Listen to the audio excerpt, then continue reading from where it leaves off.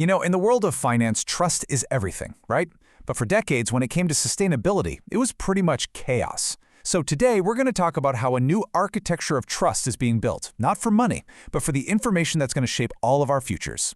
So if you've ever dipped a toe into sustainability reporting, you've probably felt like you're drowning in alphabet soup. You've got GRI, SASB, TCFD, just this dizzying array of acronyms, and they're all promising to measure what matters. It wasn't just confusing, it was paralyzing. I mean, think about it from a company's perspective. It was a huge reporting burden, trying to make sense of different stakeholders asking for different data in totally different formats. And for investors, it was even worse. How are you supposed to compare the climate risks of two companies when they're speaking completely different languages? You just can't. A true apples-to-apples comparison was pretty much impossible. But you know, out of all that chaos, a really powerful demand for clarity started to bubble up. This is the story of that journey, how we got from that fragmented past to a new, unified foundation for sustainability information. Okay, so first we have to really get our heads around the scale of the problem. It wasn't that there was a lack of standards, it was that there was a flood of them. And each one had a different purpose, a different audience, and a different way of doing things. And look, it's not that these organizations weren't doing amazing, valuable work. They absolutely were. GRI, for instance, focused on a company's impact on the world. TCFD, on the other hand, was all about climate's impact on the company. SASB was digging into the financial nitty-gritty for specific industries. They were all really crucial pieces of a puzzle, but nobody had actually put the puzzle together. This quote from our source material just nails the paradox the market was stuck in. On one hand, you're swimming in a sea of data, but on the other, you're in a desert when it comes to reliable, investor-grade information that you need to make smart financial decisions.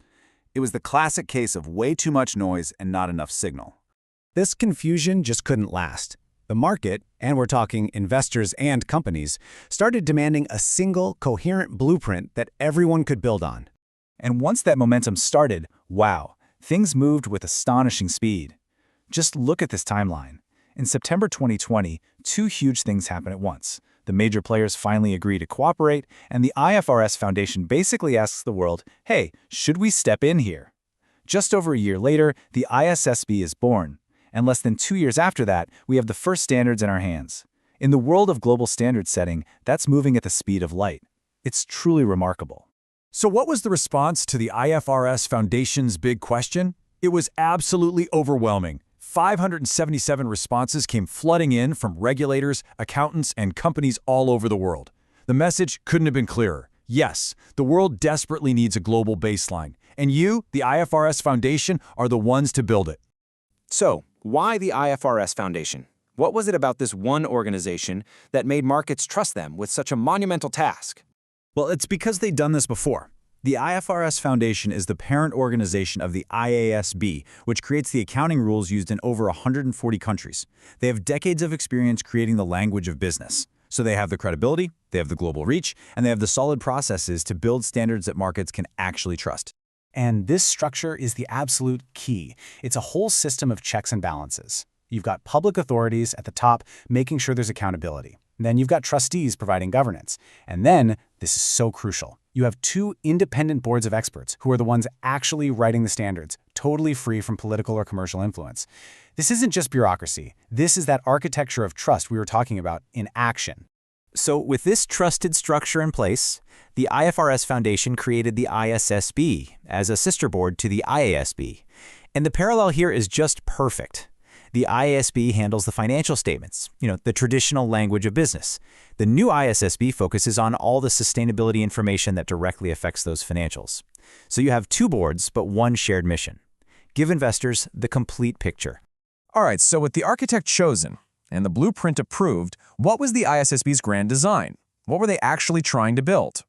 Their first goals were incredibly clear and super ambitious.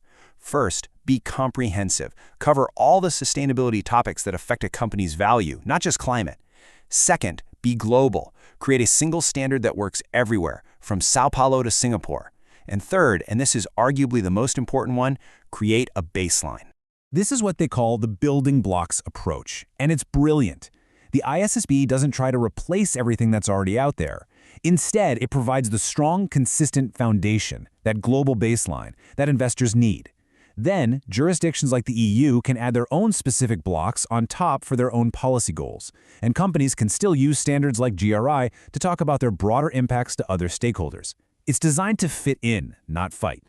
Now, the ISSB didn't just start with a blank sheet of paper. They were smart. They decided to build their new house using the best materials from the houses that were already standing. And this was such a brilliant strategic move. Instead of reinventing the wheel, they consolidated the best work that was already out there. The IFRS Foundation brought the investor-focused expertise of the CDSB and the Value Reporting Foundation, which itself was already a merger of SASB and the IIRC, all under one roof. So this wasn't really a fresh start, it was a massive head start. It gave them decades of research and market acceptance from day one. So the DNA of these really respected organizations is now literally baked right into the new standards. This wasn't a hostile takeover. It was a strategic alliance to get to a common goal faster. To really understand how this all works, we need to look at two super important frameworks they inherited. First up is the TCFD. Think of this as the master architectural blueprint for the entire house. It lays out the 4 main rooms of your report: how you govern sustainability, how it fits into your strategy, how you manage the risks, and what metrics you use to track it all.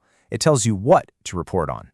But if the TCFD is the blueprint, then the SASB standards are the detailed construction specs. They tell you how to measure it all.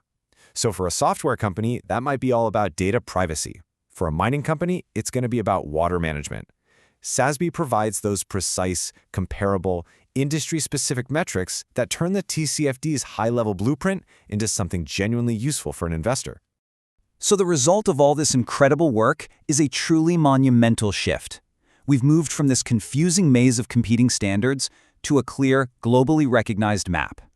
And this wasn't just some top-down exercise. The demand came directly from market leaders like Unilever. They were asking for exactly this: a non-competitive, unified solution that built on the best of what was already out there. And the ISSB, well, it's the direct answer to that call.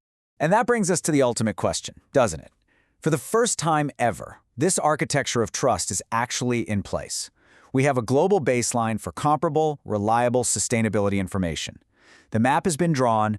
The real question now is, how is it going to reshape the entire journey of global investment?